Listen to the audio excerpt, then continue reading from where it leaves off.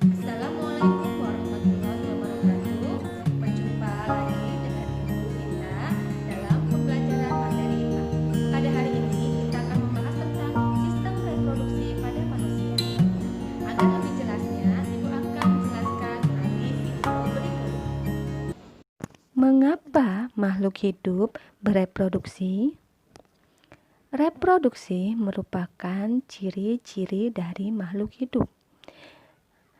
Makhluk hidup bereproduksi memiliki tujuan untuk melestarikan keturunannya agar keturunannya tidak punah, sehingga spesies yang bersangkutan akan terus dapat ditemukan di alam ini. Sistem reproduksi itu sendiri dibagi menjadi dua, yaitu reproduksi pada wanita dan reproduksi pada pria.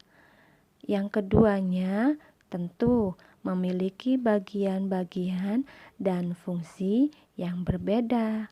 Nah, untuk lebih jelasnya kita perhatikan gambar berikut. Nah, di sini terdapat sistem atau alat reproduksi pada wanita dan alat reproduksi pada laki-laki atau pria. Nah, keduanya ini akan Ibu jelaskan bagian-bagiannya serta fungsinya. Perhatikan terus dan simak video ini ya. Reproduksi pada pria telah berfungsi jika manusia telah mengalami masa pubertas, ditandai dengan pada pria telah menghasilkan sel kelamin jantan yaitu sperma dan hormon testosteron. Pada wanita ditandai dengan telah menghasilkannya sel telur atau ovum dan hormon estrogen.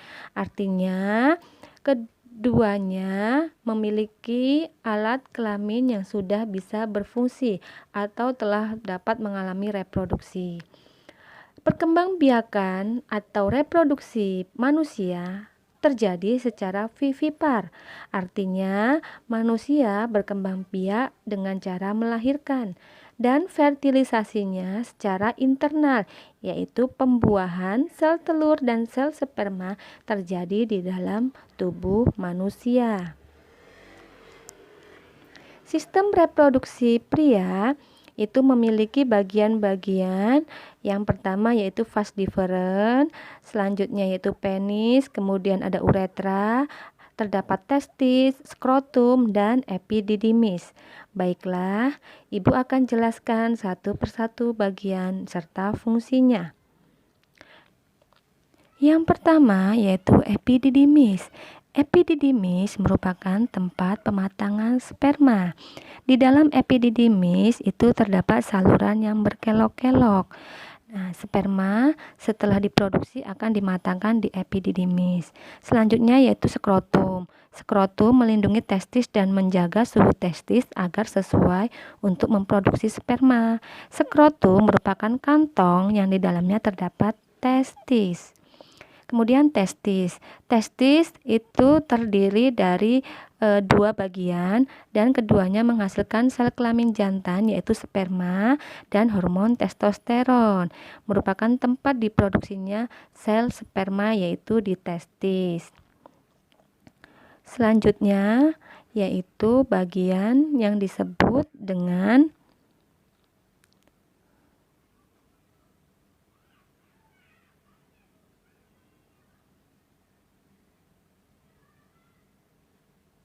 selanjutnya yaitu uretra.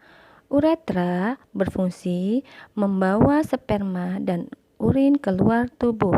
Jadi, uretra ini merupakan saluran untuk mengeluarkan sperma dan urin ketika kita akan buang air kecil pada alat reproduksi pria atau laki-laki. Dan kemudian fungsi selanjutnya yaitu penis ya. Nah, penis ini fungsinya hampir sama dengan uretra, di mana uretra itu terdapat di dalam penis. Jadi uretra itu adalah salurannya, sedangkan penis itu adalah organnya.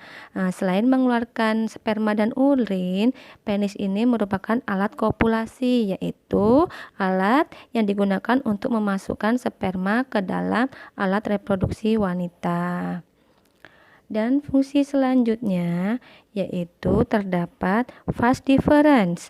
Vas deferens ini merupakan saluran dari epididymis. Nah, jadi sperma yang sudah matang dari epididymis kemudian disalurkan ke vas deferens untuk penyimpanan sementara sebelum dikeluarkan melalui penis.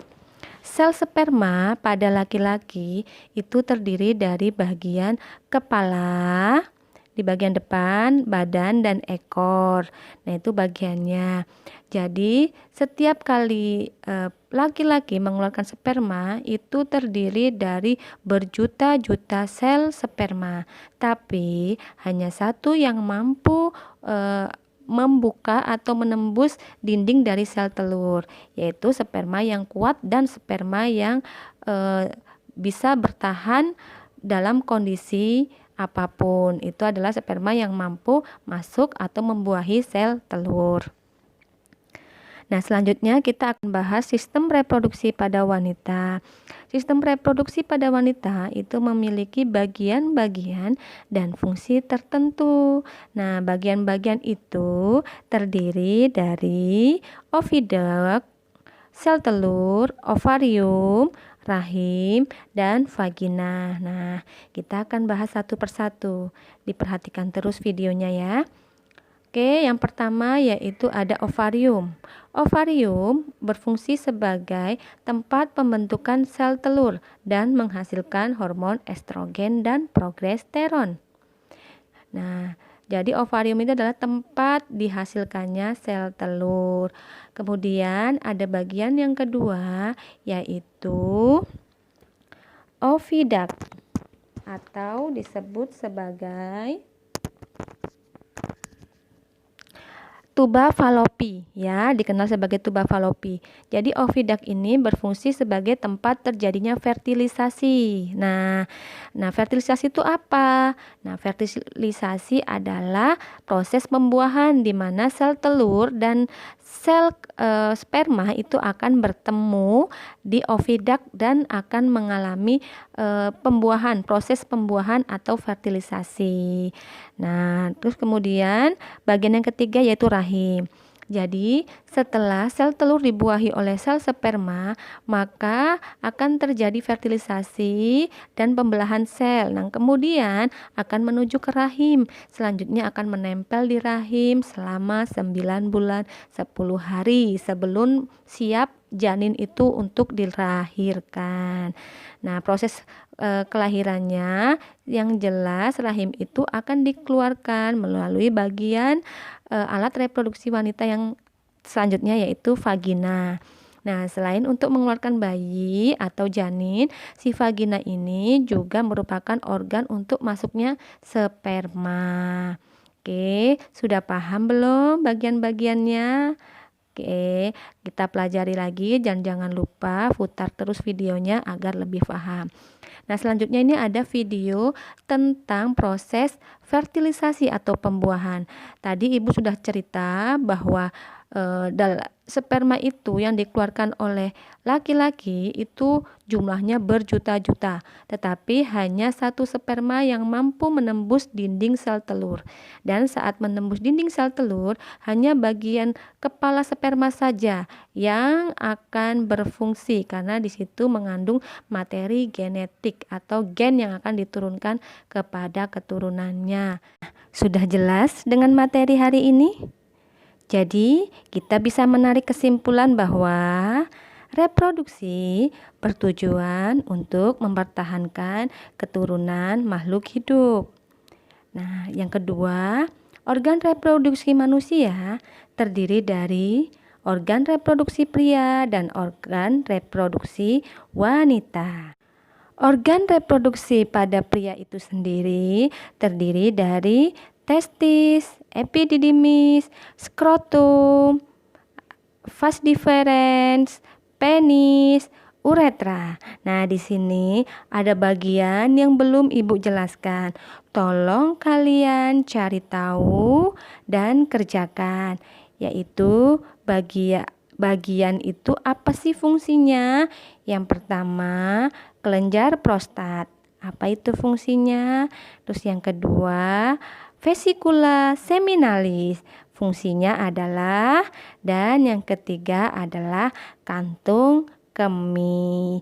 Nah, kalian cari tahu di buku referensi atau boleh searching di Google atau di media YouTube.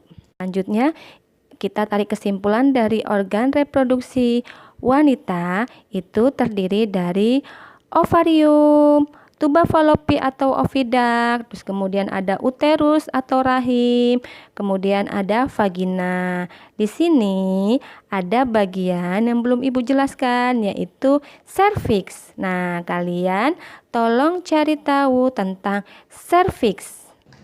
Demikianlah pembahasan kita tentang materi sistem reproduksi pada manusia.